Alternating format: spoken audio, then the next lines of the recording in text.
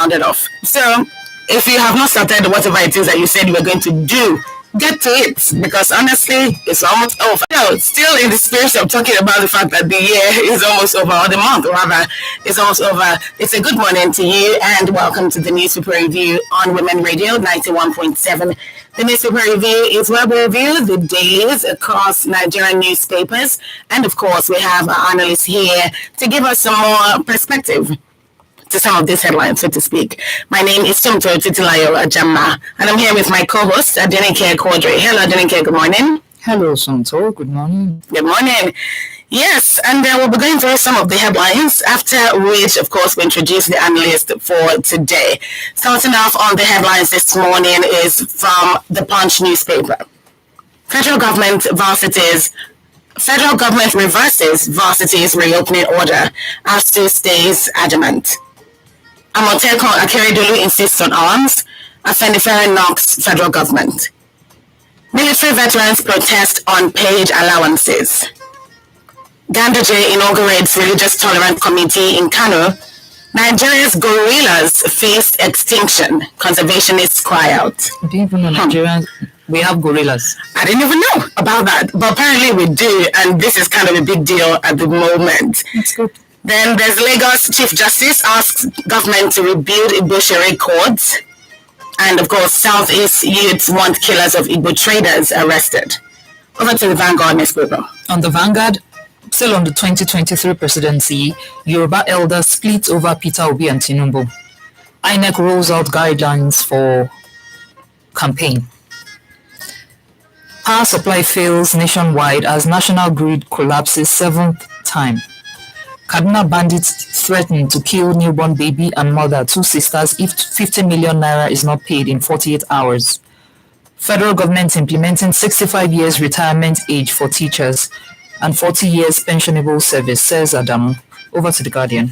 On the Guardian newspaper this morning, I'm quickly going to read out this one from there, and this one says 2023 presidency, Yoruba elders split over Tinubu. Presidency, Yoruba elders split over Peter Obi and Tinubu.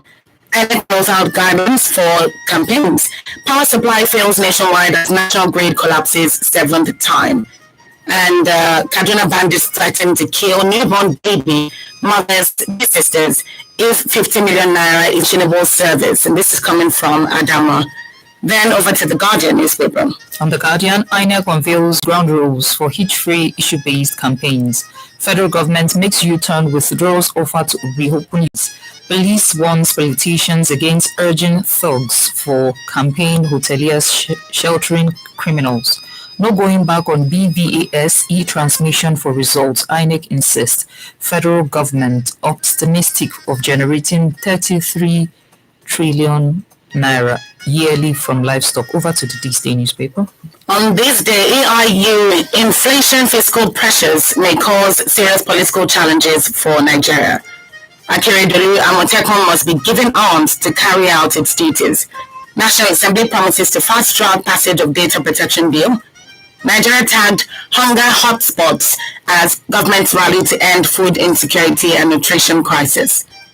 OSGOF to provide mapping services for successful war against banditry and terrorism. Over to the Daily Trust. On the Daily Trust, bandits threaten to kill baby, give family 48 hours to pay 50 million naira ransom. Respite for Bayelsa residents as police arrest notorious kidnap kingpin John Lyon. I have no rift with my deputy and Dixon, says Derry. Atiku fortifies campaign structures with Saraki, Ayim, Shirako and others.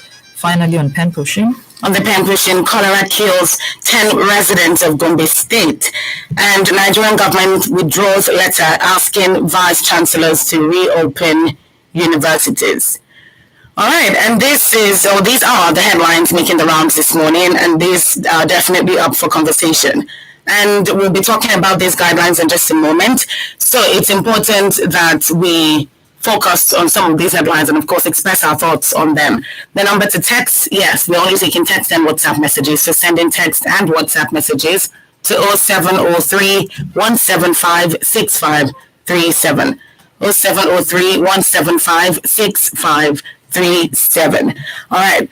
We're starting off with this one of the Punch newspaper, and this one particularly. We have our analyst. Yes, we have our analyst here with us, of course. I was going to introduce him without a shadow of doubt.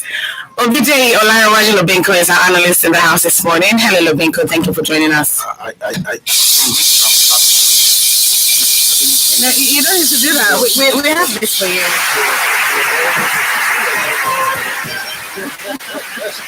I wouldn't dare. I wouldn't dare. I wouldn't dare.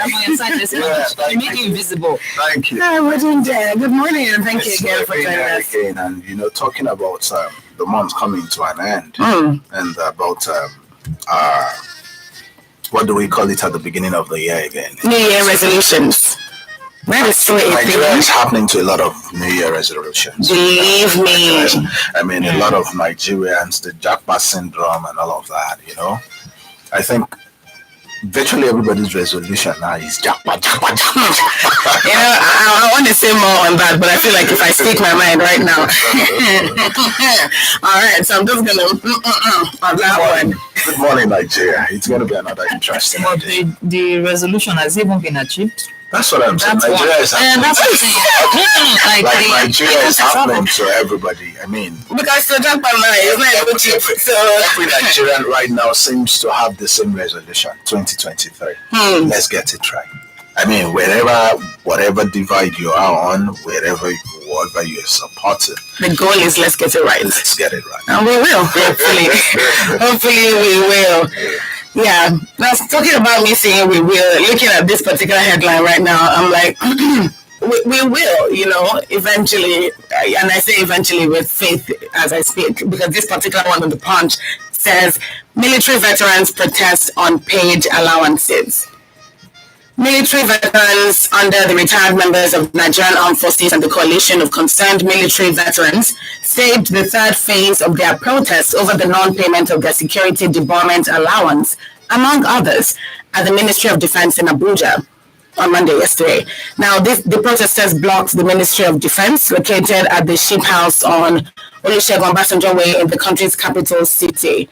And they're basically talking about the fact that they've had meetings with Magashi, but he appears to be headstrong. And there's another part there that says, interestingly, the Buhari regime has actually approved the payment of these allowance, but Magashi has refused to make this disbursement. Now, a lot of them keep talking about the fact that these disbursements have not been paid, and they were made an offer in a memo to revert to them in 2 weeks on the progress made concerning their demand, but they haven't still. The memo is basically, or the ministry rather, is committed to finding a lasting solution, but it's not looking like that's becoming any kind of reality anytime soon. So they're worried, and they said the memo that they received lacked feasibility. To a large extent, I'm concerned because these are the people that fought for Nigeria at a certain point. I mean, that's why they're veterans. That's why they worked in the service for this long. So if ASU is complaining that they haven't received money, or that they're complaining their demands not having been met, among others, military is also complaining, or the military veterans, let me put it specifically now, over unpaid allowances. At this point, I'm curious. Now, let me shock you. There's no sector not complaining in Nigeria. I was literally just going to say the military. Ask those currently in service. Are they not complaining? Don't you see viral videos of soldiers complaining about how they are being treated? This makes me wonder. Nigeria is a failed state. But the fracture ends. Every sector, medical is complaining. ASU is complaining. Military is complaining. Pensions? Teachers are complaining. Pensioners. Tell me. It really looks like everywhere you turn. It's funny, when I read it, it can be better. Honestly speaking, these are not sponsored complaints to malign the government. These are, unfortunately, the real situation of things. This is exactly what's going on. I mean, if you have pensioners, you can talk to them. If you have people in the military, you can talk to them. If you have teachers, you can talk to them. This is something staring all of us in the face. When I saw the reports this morning, I was like, We are hearing this because these people came out. Do we know how many people are still not coming? How many unions are still not coming out yet? They have their own fair share of challenges. They will say, do we still know how many people are still going to come out in terms of unions now? To say, oh, we too, we are here, not being paid. I feel we can do better as a nation because this is really getting too much. And the fact that, says the Buhari regime has approved the payment, but some Makashi is withholding it. Oh no, And my question is, where is the authority? Do you understand the punishment or the authority? Because for it to have been approved, so why is it still with you? And it's like, what's going on with disbursement, right? Yes, like why? I approved this money because at the end of the day, people would not say Magashi did not pay us. They will say Buhari is holding our money. So my question now is, why is it that we have series of these things? You hear, oh, it's been approved, but this person is holding on to it, and even the person who gave the approval is not doing anything about it. You see, I once said it here, and I will keep reiterating on that leadership is our problem. Nothing more. The fact remains, the only reason there will be continuous embezzlement in all of our sectors is because leadership supports it. It's weak. Leadership supports it either subtly or vociferously. Leadership is supporting it. I mean, it's even an indictment on leadership to say this money was released. And you see, we've said it severally. A lot of times we've had new sensation of those who embezzled money, of allegations and all of that. And that's where he ends. The guy that took 80 billion. Where is it today? He's still working free. This is where I was going to initially. Of the Federation. Because it's not that they don't have the funds. Hold on. We had that the Attorney General of the Federation bought a number of brand new Mercedes-Benz for some people. Was he interrogated? Was he ever interrogated? In fact, at the end of the day, someone who is accused of embezzling about 200 billion is being granted bail in the sum of less than 2 billion, and life goes on. So and then people are over here talking about the fact that they haven't received allowances. The fact that no aid rose whenever these crimes are committed is the reason we will continue to experience these things. And why is it so? It's because most of the time, those that are culpable in these crimes we talk about also has link with the leadership. As simple as that. And Lobinko, see, I feel that another thing is we don't question frivolous display of wealth in this part of the world. For you to buy Mercedes-Benz for people, just one Mercedes. Before he became the Attorney General of the Federation, was complaining of not being able to complete his house. All of a sudden. Less than 200 million. All of a sudden. I mean. So see, according to this I was saying, you go ahead, because even whether for persons in government or private persons, when you see frivolous display of wealth, it calls for questioning. For you to buy that kind of Mercedes, we should call you. Where did you get this money from? Then if you say, oh, I have this business I'm doing, have you been paying your tax? That's the next question. We probe into it. So at least you're able to trace every step of the way if it's genuine wealth, and that's why people just go up and down social media flaunting frivolous wealth and nobody's asking questions. Even for individuals, not just governments. It's because we know some people in this country that we know that they have this money, but they don't flaunt it like that.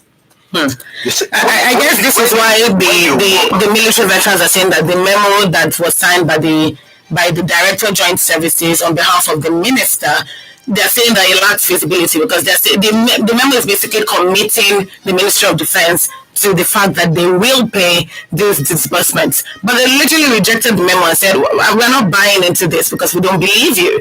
I mean, lacking feasibility simply means we don't believe any word that's coming out of your mouth at this point. You see, it's quite unfortunate. And that's why I said I will still take it back on leadership. Just recently, we heard of a kidnap kingpin being arrested. Like, look at his affiliation. Look at where he's coming from.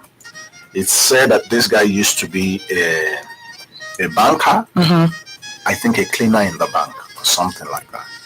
All of a sudden, and look at the political party he's even affiliated with.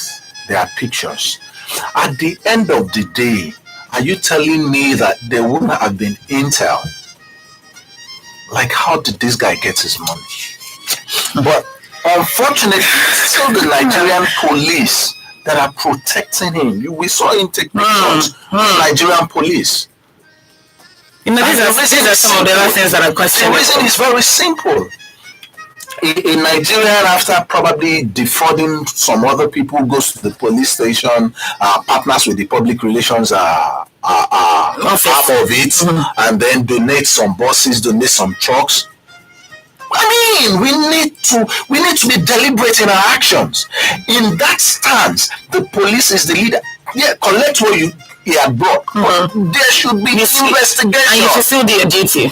Yes. But in Nigeria, I mean, it's a case of Kinshati now. I mean, and everybody is just running helter-skelter because nobody even asks the source of your wealth again. And nobody will ever ask the source of your wealth if the government, if the leadership is It's not not interested. probing it. Because if anybody asks, and unfortunately, God help you, you ask the source of someone's wealth, and unfortunately that person is in parley with leadership, you're a goner. And that's exactly what's happening in our country.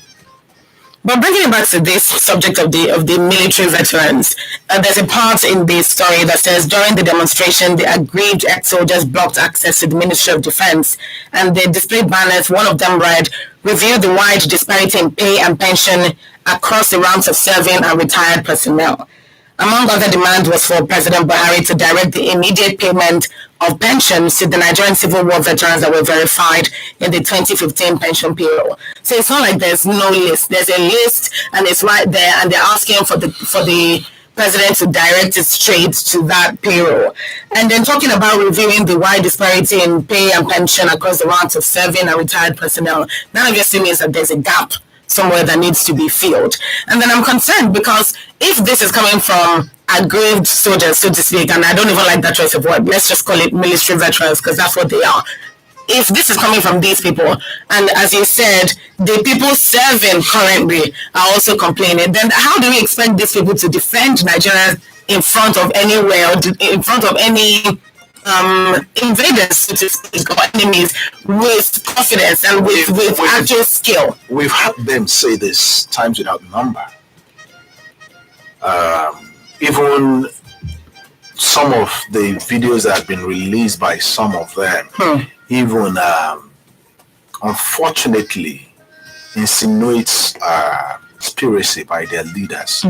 You know, just so that I mean, like I used the word insinuate. Okay. It's probably something we can verify or may never be able to verify. But should verify. But should be verified, you know. Yes. Like at times they are intentionally sent even to these war fronts without being well equipped, just so that they can garner more budget. And this budget, I mean, if we look at how much had been expended on military intervention in Nigeria since the return of democracy in Nigeria, we shouldn't be having this problem Of insecurity. and the fact that it's a continuous thing we are having. I mean, times without number, we've seen soldiers arrested with bandits, arrested alongside kidnappers and all of that. I mean, it still all boils down to intel. What's really going on? Exactly. How is nobody asking questions? The only reason this is going on is because those who should probe it are not probing it. And this is why we are asking the questions, Who should because keep directive on probing are probably not probing it. we can't stay this way, to be honest. We really can't stay this way. Truth be told, there's a lot that needs to be done when it comes to military, when it comes to these same interventions we're talking about. Intelligence is something that across a lot of newspapers over time. We've heard that, okay, there's a lot of intelligence, there's a lot of budgeting going into intelligence and gaining. At the end of the day, you're asking yourself, if all this money is going in, what's the result that we're looking at? So again, very questionable, as you rightly said. But yes, what are your thoughts on this particular headline? The fact that military veterans are protesting unpaid allowance. Again, very questionable, as you rightly said. But yes, what are your thoughts on this particular headline? The fact that military veterans are protesting unpaid allowances.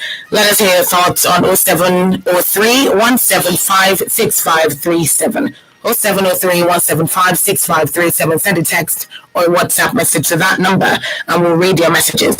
It's 6 minutes to 8 on the newspaper review this morning, and we're still discussing headlines across the Nigerian newspapers. All right, I didn't get. Okay, I was going to say that we hear of Intel. Are we really sure these Intels are going on, really? Or, just telling us what we want to hear? No, the fact remains. If it's what people want to hear, I don't think we're hearing enough. No. So, because still on insecurity now. Will continuously Intel be is going a on. continuous process. And what's the meaning of Intel? Intel is part of what we're doing now. But those who are supposed to use the information, what are they doing with it? That's the question. Just was it yesterday or the before yesterday? I was reading that the DPO of Wawa police station led some people into the bushes along this long bridge, and they were able to rescue one man that was kidnapped, and also was able to find the hideout of those people. Kudos to them. Absolutely. Absolutely. But on my own side, I think it's been too delayed. I mean, considering the fact that for almost 2-3 months now, I've been talking about this. There's been that threat on that place. I mean, and these guys definitely use phone. These guys definitely use gadgets and all of that. We need to step up again. Absolutely. Technology needs to also take a very important position in that stepping up. Things are not working in Nigeria because some people intentionally don't want it to work. Let me give you another instance. The Minister for Interior is doing a great work with what do they call it? Passports. Issuance of passports. Okay. National passport. But do you know that the system is whacked somehow? Because I'm experiencing that currently. Okay. How do you mean? You are to apply online and do everything online. Obviously, the cost of doing it online is way lesser than the cost you would do it when you get to the office. But even after doing that, the process that is supposed to be seamless, you now realize that some people are telling you for us to take your file inside and all of that. I mean, what are the authorities? No, even after they done the online one, there's still that, you understand? So what that means is probably when you go for your capturing, because yes, and you have to do that. Yes, automatic now. Because of that request by some personnel, it's not making me think, even after taking your capturing, I mean, good enough, the system is so seamless now that appointment has been fixed even up to next year in some states. So imagine when you now do that, after all that stress, and someone tells you you need to bring so just so that we can carry it in, so that it will be processed. What is the essence of doing it online? If we still have to go through that process. Sad situation. I am very certain that is not a directive from above. That is some people manipulating the system. That's why whenever we say bad followers, we will never make it leaders. The fact remains, it's very true. Bad followers or no bad followers, we are saying this now so that the leaders can investigate this. 100%. And when they investigate, you see, the fact remains we have bad followers and bad leaders. We have good followers and good leaders. I am being a good follower now. And don't be surprised that I am making enemies because I'm being a good follower. Some people are probably thinking that I am blocking where they are eating from. But for us to get it right, a lot of nonsense must be blocked. And for us to progress, we must make that joint effort to block what needs blocking. True. Thank you very much, Lebenko. Okay, still talking about insecurity. Kaduna bandits threaten to kill newborn baby, mother, 2 sisters if 50 million is not paid in 48 hours. And it just feels like a little while ago, it feels this whole stories about banditry insecurity rested. Yes. But it's picking up again. The family of a pregnant housewife that gave birth in captivity in Kaduna, the new baby, her 2 sisters in Kaduna State have been given 48 hours ultimatum to pay 50 million naira ransom to bandits. From where? Or receive their corpse. And now this family has come out to ask the government for help. That they are poor and on their own they've been able to raise 6.5 million. And I'm like, wow. This 6.5, if they put it into their family, it will turn that family around for good. So the pain now is that, monies that individual, you don't even know if their children's fees have been paid or they've been eaten at all. Exactly. Because this is like an investment. They have to put every kobo they have into just to save these people. And the thing is, they actually reached out to the bandits. The woman said the coordinator of the bandit, they won't be around for a while. And then he won't be around for a while, and they reached out to, from the conversation, this man said he pleaded that they don't even have anything, that they are from a poor background, and they've been able to manage to raise 6.5. He said the man refused vehemently, that 6.5 will not do anything. And, I feel with all these stories of repeated terrorism, banditry, whether we like it or not, this thing seems to have is getting to a point whereby it's now an established sector of the economy. It's getting to a point whereby it's now an established sector of the economy. Obviously, that's serious. So when you're talking about reality, honesty, and that's not even the part that pains me the most. They're not attacking the people that can give them this money. The point is, they should not even attack anybody, whether they can give them money. You think when will poor people see 100 million? Yeah. No, it's funny enough. It was even 140. It was 140 first, and then after that they said 100. So they're even pricing 100 now to 50, and that's 50 is the jale. I happen to. This is terrible. This is really terrible. One big Egbon as a friend, who happens to be a friend of one of those that were victims of the Kaduna train attack. And, a group was created where they had to raise that money. Funny and luckily enough, the man had been released. I think we need to work against the culture. What's going on is unfortunate. Of course. But I realize that our response to SOS in this country is very good and encouraging. But our response to building one another is not good enough. It's good we help one another, but more than helping one another, we should not be there for one another only in times of distress, bad times. We should be there to discover our potentials and build one another.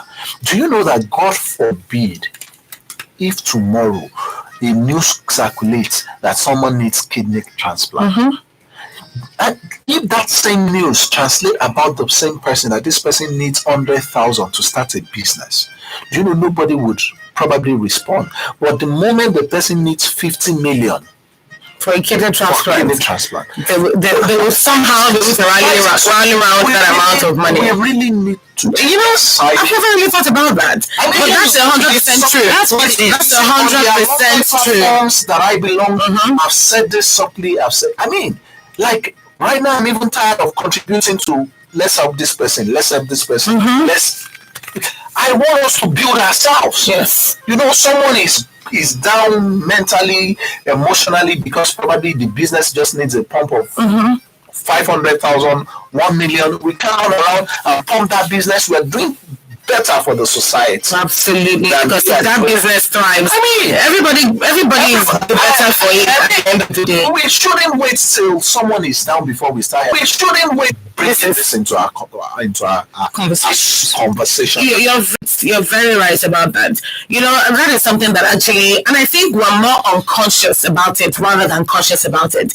It's just like I said, I hadn't actually sat down to really think about the fact that whenever people say they need help for something, maybe health-wise, and it's a life or death situation, so to speak. A lot of people are quick to say, okay, let's save this person's life, let's put money together. But when somebody says, oh, I'm down, my business is struggling, I need a certain amount of money, please retweet or please share, you hardly see those particular posts going far. And then it questions the essence of what you really believe in at the end of the day. Unfortunately, that person dying, something led them there. Of course. What led them to that point? We never treat it as a people. We should be conscious of the disease, or we don't treat the symptoms. We don't conscious of absolutely. It. You understand? And it's the same thing in the churches, in the alumni. No. We can't say philanthropy is not about helping the needy. It's more about building people. When we have more people that are well established, we will have less needy people. That's very true. Thank you very much, Lubunko. I didn't care. I wanted to say But then too, we should not say we are building the money too for this kind of people, these bandits and all. I appreciate the fact that most times when there's a save our soul issue, Nigerians rise up for one another, which is good. But still goes to the fact that, like you said, somebody will, if you say you're hungry, for example, you might not see somebody to put into that. But once it comes to life or death situation, I mean, everybody's alert. Everybody's alert. Well, yeah, like I said, it's not like it's bad. It's good. It's we can do more. But another thing, ourselves. One culture would rather give you that money for burial.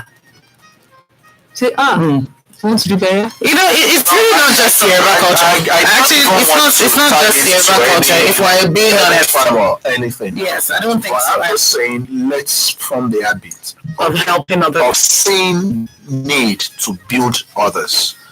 That's very true. I mean, that's true. Consciously. 5 minutes past 8 on Women Radio 91.7. This is still the newspaper review, and to a large extent, you can contribute. You actually can contribute. You can send in text or WhatsApp messages to 0703 175 6537.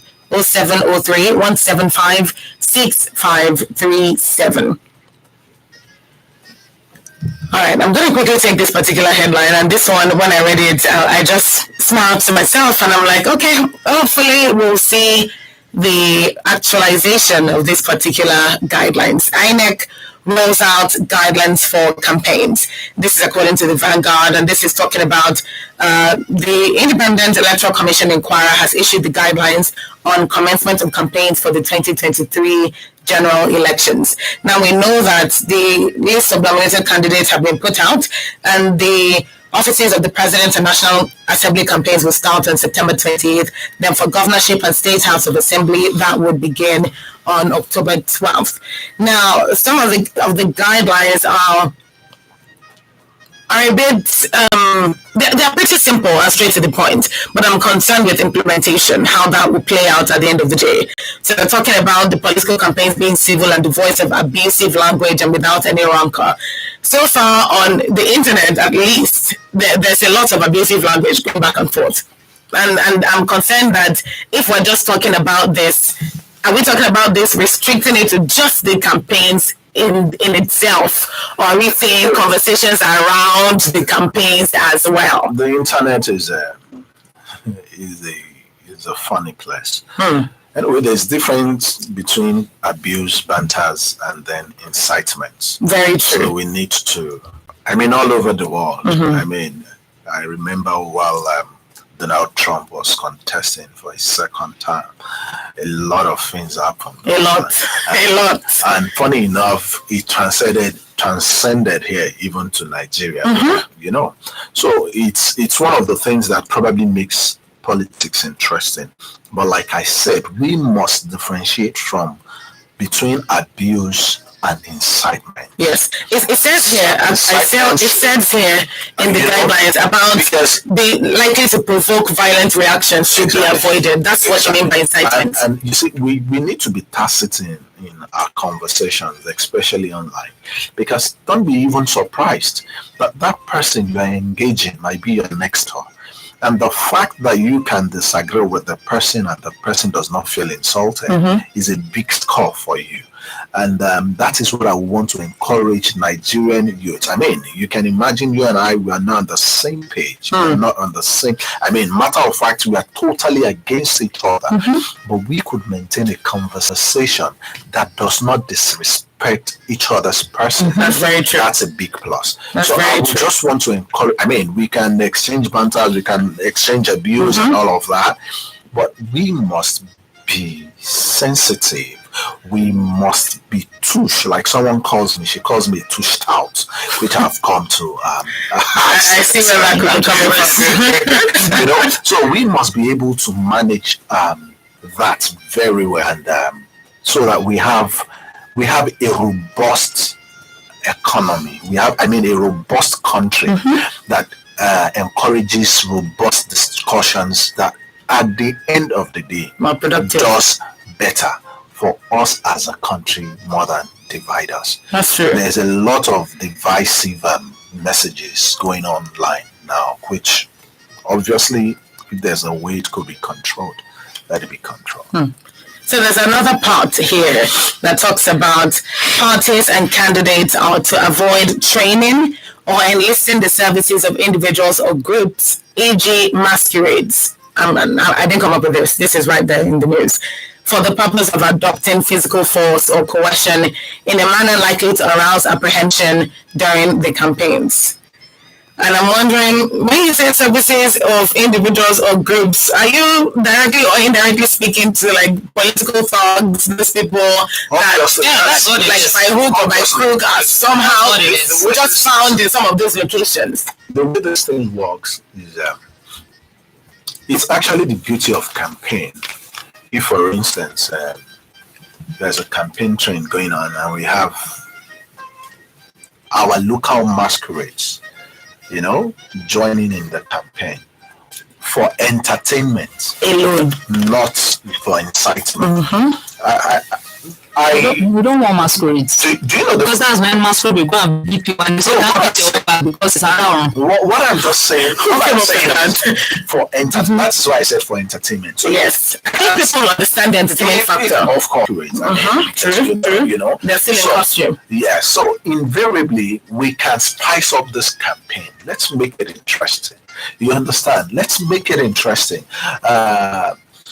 Let's just make it interesting. But you know, campaign has always been interesting without masquerades. Yes, but I don't directly or indirectly. I mean, I'm not for or against it. The masquerades. It's just the entertainment factor. No, it's not important. just. I'm not talking about the masquerades. You see, The idea of campaign in itself is interesting. The only It way, is true. the only way, So without thugs, without extra only way this group like could- you mentioned, the only way we can we don't need them. prevent Yes. any person hijacking a campaign or anybody hijacking the campaign Which is is hold the leadership of the campaign responsible. And how do you hold the leadership of the campaign responsible for anything that happens? What happens is, because you are the leadership of a campaign or the candidate in the campaign, it's believed that everybody on that train is responsible to you. So now let's assume it is hijacked. Even if you are held responsible, because you have your team perfectly groomed, even the snitch that comes in would be apprehended eventually. But if the leader and the candidate is not held responsible, then would always problems. So, Lovinko, this is one other one that I feel like we obviously need to talk about. This part that says he warned politicians against the use of armed private security organizations during campaign or election processions. So I'm looking at armed here as the emphasis point, because I do not think that politicians will go anywhere without security. So if you're saying armed private security organizations, I guess you're saying private security organizations. So don't go anywhere with private security organizations and don't go anywhere with armed private security organizations. Is that even a real possibility? The fact remains, dependent on the office and then the popularity of the candidate in the Nigeria we are today, everybody is actually undergoing a serious security threat. We just saw even a well-guided and guarded senator some weeks ago, I'm talking of Uba, was attacked, and there were casualties in the process. And knowing the terrain of Nigerian politics, we saw Funshaw Williams was murdered at a point in time. I mean, there are so many stories of relations yes. like that. We saw Bola Ige murdered. So yes, security consciousness is necessary and important. And now let's even look beyond Nigeria. Just recently, was it not in Japan, where a politician was given a speech? We saw him gunned down. So taking into cognizance the need for security is not something that we should downplay. For security is not something that we should downplay, especially in the political heat as we have right now, and especially considering the volatility of how our polity had become in recent times. But then those securities that will be used are what we should be talking about. That's true. Not angry, easily to be angered or easily to be triggered. Securities. We can't do away without the securities for these campaigns to save the life of the people involved, of the candidates, and probably supporters. But then there must be securities of high professional ethics. That's true. And you remember that Festus came out the other day to say Obi is trying to kill himself. And that particular conversation brought out a lot of different contexts. That particular conversation brought out a lot of different contexts. Those are so for me, that kind of person should actually double his own security. Statement we talk about. He had not invited Obi. Because, because for you as the DCO of a front running political candidate to accept that means your intel is solid. And we are trying to prevent something of this nature happening in our country. He should be invited so that he shares the information, the source. I mean, like Yorubas will say, meaning the person that heard while you're going is not the same person that would hear it while you're coming. For him to have released such a statement, what that means is some people, not even from the APC, some enemies, even within, can use as an alibi. And then the APC itself also use it as an alibi. And if that happens, what happens in our polity? As statesmen, especially someone of such high office, it needs to be very sensitive and coordinated. This is not a law case where you have to go give the killer punch to win your case. This is a game of diplomacy, of subtlety to win and garner support for wherever your candidate is. All right, we thank you. Can't keep inciting one another against one another. True. All right. With the little time we have left, let's take some of these comments and opinions from our listener. Restanger Olawale Muti from Alapara says, "Good morning, dear presenter. If Igbo must become the next president, as Adebanjo has opined, it must be an Igbo with good antecedents and not the one that has almost nothing to show for 8 years at the helm of affairs of the state in his region, and is now currently involved in certificate saga like other politicians in the leading political parties.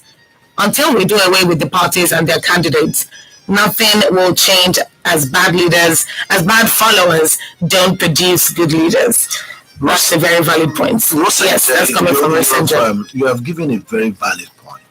But as Nigerians, we should also not be in a hurry to take hook, line, and sinker everything we read online. You see, 100%. as individuals, you should be able to investigate, because I know where that is coming from. When you go on INEC portal, that certificate scandal you just mentioned just goes to show that you are not really informed. You've only been misinformed. When you go on INEC portal, you will see the qualification and the credentials that all of the candidates Have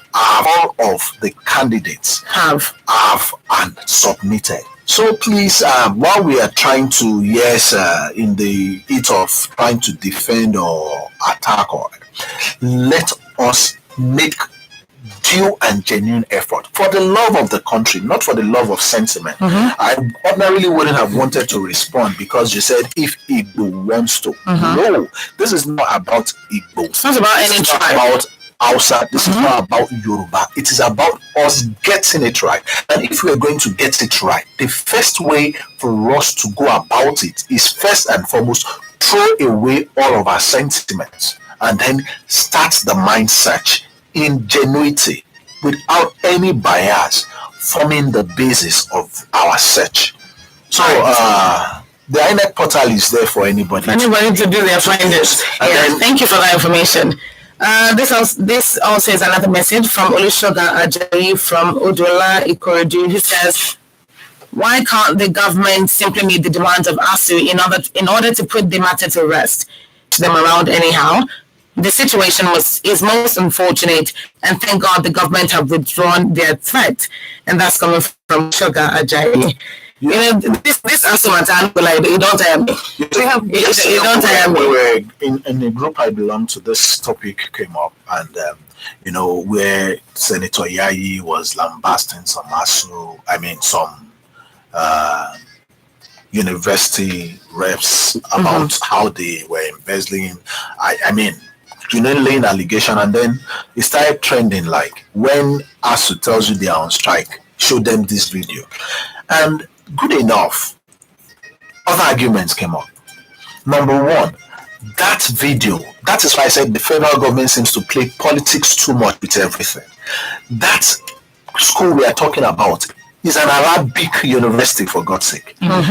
And when you talk about an Arabic university, the Department of Engineering alone, what it needs to run its recurrent and concurrent budget, we can't really just explain in one word. Yes, ASU is agitating.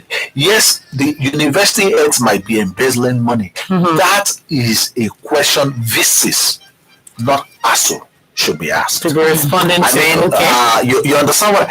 For instance, in some university, we have alumni dues, we have so many dues, unfortunately being sat on by the VC.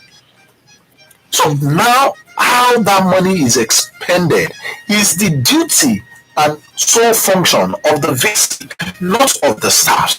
The fact that the VC is having so much money under him, whether he uses it right or not, does not guarantee that the staffs working with him, which on the long run, the VC is an appointee of the government. At the end of the day. All right, thank you very much, Lubinko. We have other messages. I didn't get. We have this badly, but Commando never died in the movie. We also have this interesting way to put things. From we also have this message from Anderson. Anderson is from Itoki, and it says, on election campaigns violence in Nigeria, the issue is that Nigerian politics is nothing but a big business and a do or die affairs, because Nigerians are yet, I guess it meant to say, not yet democratized. And I want to ask, since the advent of democracy in Nigeria, tell me how many people have been prosecuted to serve as a warning signal to the violators. To me, this information is baseless because we are far from the rule of law. All right, so we only have a few minutes left, so we're just going to go through the remaining messages. This one is coming from Mr. Innocent from Wawa, who says, good morning, WFM. How are you all doing? The voice of Lubinko is going to go through the remaining messages. This one is coming from Mr. Innocent from Wawa, who says, good morning, WFM. How are you all doing? the voice of Lubinko is the voice of... I must say this though. I must say this. Anything you hear from the mouth of Lubinko is his opinion and his opinion alone. It's not representative of WFM's stance on any... because this one that are calling a voice of truth now. But thank you very much for saying that. Singapore became great only through a great leader. China couldn't be great without their chairman Mao. Party politics, religious fanaticism, and tribal hatred will continue to keep Nigeria in the dark. Only one bold leader can bring Nigeria to light in this our dark tunnel. This one is coming from Abiola from Ikeja, who says the federal government should explain why the NIN linked to SIM cards couldn't track all these kidnappers and bandits, and or we just chose to do nothing. How many more times will our national grid continue to collapse this year before we get things right in this country? I want us to take that. There's just no time. There's just not enough time to talk about, because that's national grid. There's just not enough time to talk about, because that's national grid matter. That's another very hot one. All right, there's another one. This one is from Kole from Baja, who says, good morning, crew. I think the federal government is correct to have withdrawn the circular to order ASU back to school, because you cannot teach gradually. You should be happy to do so, and it must be out of free will. God bless Nigeria. That's coming. I like the from sound of that. Kole from Baja. That is really good. That's 100% true, actually. So, well, it's his opinion as well, not WFM. Yeah, it is. Absolutely, it's his opinion as well. I like that you said that. It's his opinion as well, not necessarily the opinion of WFM. I must say that. That's an important disclaimer to put out there. And, I just want us to round off this morning understanding that Nigeria has a lot of flaws. But at the same time, if we just sit around doing nothing, we're not going to get any results that we seek. So we all have to take action come 2023 elections. Lubinko, final words. Very quickly. Before I do that, I just quickly want to wish one of my big aunties and my senior from Government College, Mrs. Shade Koka. She's a year older. Happy birthday. Happy birthday. She's a year older. Mrs. Shade Koka. Happy birthday. So Nigerians, the elections are very much close by.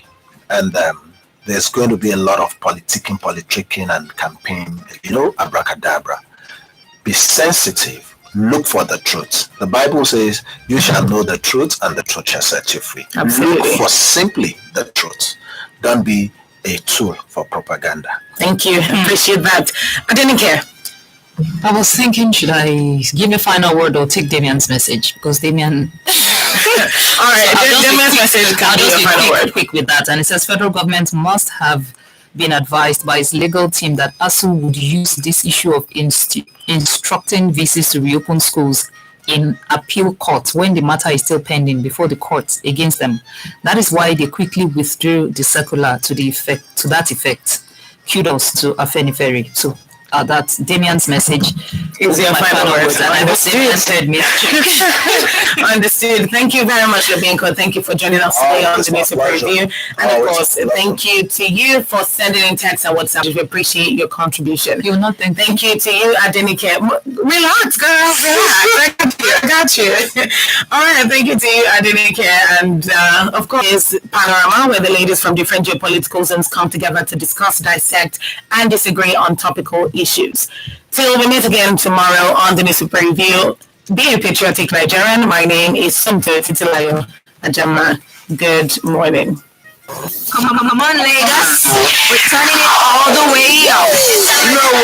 Ladies and gentlemen, Women Talk on W.